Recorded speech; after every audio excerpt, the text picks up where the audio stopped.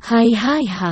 Hola sobat semua, sehat kan? Sudah makan? Seperti biasa Okebis Oke Abis akan menemani hari kalian agar lebih sempurna. Hari ini Okebis akan melanjutkan cerita dari novel Menantu yang Diremehkan. Eits, sebelum masuk ke ceritanya, pastikan kalian sudah like dan subscribe ya. Yuk langsung saja ke ceritanya. Cekidot. Lalu apa yang harus dia lakukan? Apakah dia ingin menyelinap sendiri? Mungkin hanya ada satu cara yang cocok. Memikirkan hal ini, Tama menyalakan mobil, mengikuti navigasi, dan sampai di sekitar Kastil Nijo. Benar saja, dia melihat rumah keluarga Ito tidak jauh dari Kastil Nijo. Rumah keluarga Ito mencakup area yang luas. Dari luar, separuh areal ditanami pohon-pohon tua yang menjulang tinggi. Bangunan-bangunan tersebut juga merupakan bangunan kayu kuno bergaya Jepang yang memadukan unsur arsitektur Cina yang kuat. Dia bisa mengetahui usianya secara sekilas. Jadi sudah lama sekali, karena ada parit kuno di sekitar kediaman keluarga Ito, dan dua jembatan yang masuk dan keluar milik wilayah pribadi. Tama memarkir mobilnya di pinggir jalan tidak jauh, lalu menerobos salju tebal dan menyelinap masuk dalam kegelapan ke kediaman keluarga Ito. Saat ini, Nanako baru saja selesai berendam di pemandian air panas. Karena hari ini akhirnya menantikan hujan salju yang telah lama ditunggu-tunggu, dan itu adalah hujan salju lebat, Nanako menyapu kabut di hatinya, dan dia dalam suasana hati yang sangat baik. Dia meminta pelayannya untuk membantunya mengenakan kimono indah yang tak terlukiskan, dan kemudian dengan anggun melingkarkan rambut panjangnya dan memasukkan jepit rambut favoritnya. Setelah itu, sambil mendorong kursi roda, dia sampai di halaman kecil untuk menikmati salju dengan sangat gembira. Tempat tinggal keluarga Ito meliputi area yang luas, dan terdapat beberapa halaman besar dan kecil. Halaman tempat Nanako berada di tempat yang paling terpencil dan paling tenang. Salju turun dengan lebat, dan segera lapisan salju putih jatuh di atas kepalanya, dan Nanako memandangi salju yang berterbangan di langit, melompat kegirangan seperti anak kecil. Setelah beberapa saat, dia melihat ke langit dan berkata dalam hatinya dengan saleh, "Tidak tahu apa yang Tuan Renza lakukan saat ini, tidak tahu apakah sekarang turun hujan di Jakarta, tidak tahu apakah dia akan memikirkanku." Tepat ketika Nanako melihat ke langit dan merindukan Tama di dalam hatinya, Tama yang bersembunyi di dinding akhirnya melihat sosok bergerak di halaman bawah. Dia melewati keamanan rumah itu dan mengitari rumah setengah pagar, baru kemudian melihat Nanako yang selalu peduli padanya. Melihat Nanako mengenakan kimono dengan sanggul tipis, Tama tidak bisa menahan nafas. Dikatakan bahwa Nanako adalah standar Yamato Nadeshiko.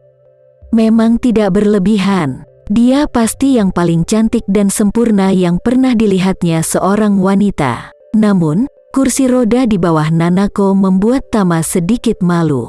Dia tidak bisa berpartisipasi di final dengan Anita, dan juga bisa mengaku kalah dan mengakhiri permainan di awal kompetisi, tapi dia harus bertahan sampai akhir, yang menyebabkan trauma fisik yang hebat pada tubuhnya.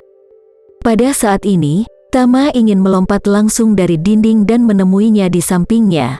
Tetapi ketika dia berpikir untuk menggunakan cara pria seperti ini, dia tiba-tiba muncul di depannya, mungkin akan sedikit memalukan. Jika dia takut padanya, bagaimana dia bisa menjelaskannya? Jika dia bertanya mengapa, bagaimana dia bisa menjelaskannya? Tama yang selalu memiliki kualitas psikologis yang sangat baik, ragu-ragu saat ini. Pada saat yang sama, di Tokyo, ratusan kilometer jauhnya, Matsumoto, yang bersembunyi di kegelapan, masih melanjutkan permainan kejamnya. Sambil membiarkan bawahan yang menahan Jevi dan Ayu bersaudara menunggu kesempatan untuk datang dan membunuh, dia membiarkan gelombang orang lain memulai putaran baru perencanaan di Tokyo. Dia seperti badut psikopat jahat di Batman, The Dark Knight, berniat bermain dengan semua orang, dan kemudian secara bertahap membelah dan membunuh mereka satu persatu. Kali ini, targetnya adalah Reiki. Dia merasa hanya saja ketika Jevi dan Ayu diculik, mereka meninggalkan sedikit masalah bagi kedua keluarga mereka, dan ini tidak cukup untuk membuat kedua keluarga itu benar-benar memalingkan muka. Karena itu, dia ingin menambah perseteruan berdarah antara kedua keluarga tersebut. Hanya darah dan darah yang akan membuat orang kehilangan semua kewarasannya dan menjadi sangat gila. Jadi, malam ini, dia mengulurkan cakarnya ke arah Reiki Takahashi, yang lengannya telah dibongkar. Reiki adalah seorang pemuda di masa jayanya. Cedera lengan dan gips tidak akan memengaruhi kebutuhan fisiknya. Dan dia biasanya berada di Tokyo, dan dia juga dikenal sebagai pencari gadis muda. Banyak aktris terkenal di Tokyo adalah kekasih dan mainannya. Beberapa waktu yang lalu, dia baru saja menghasilkan banyak uang untuk mengakuisisi Hua dan kepala grup gadis Jepang yang populer, untuk menjadikannya kekasihnya. Kebetulan girl group itu sedang melakukan variety show di TV Tokyo hari ini. Oleh karena itu, Reiki berniat untuk menyelinap keluar malam ini dan menghabiskan malam bersamanya. Pihak lain sangat ingin menjalin hubungan jangka panjang dengannya, dan tentu saja dia langsung setuju. Jadi, di bawah rangsangan hormon, Reiki mencemooh ayahnya untuk membiarkan dia tinggal di rumah dan menunggu sisa badai berlalu, dan diam-diam mengatur bawahannya untuk mengusirnya dari rumah dan menuju ke tempat tertinggi yang paling mewah. Klub akhir di Shibuya, Tokyo. Di clubhouse kelas atas itu, dia memiliki kamar pribadi kelas atas yang tetap sepanjang tahun. Kamar ini didekorasi dengan mewah dan tersembunyi serta pribadi.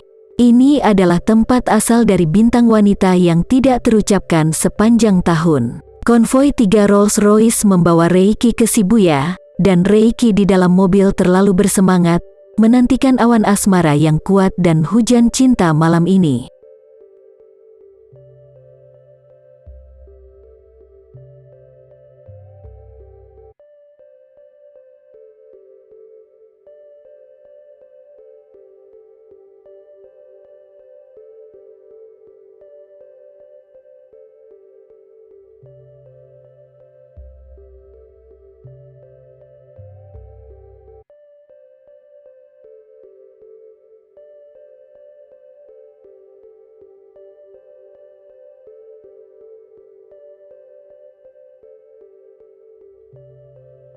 Terima kasih ya sobat semua.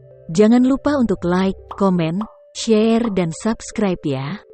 Agar kami lebih semangat untuk memberikan hiburan yang menarik lainnya. See you next video sobat.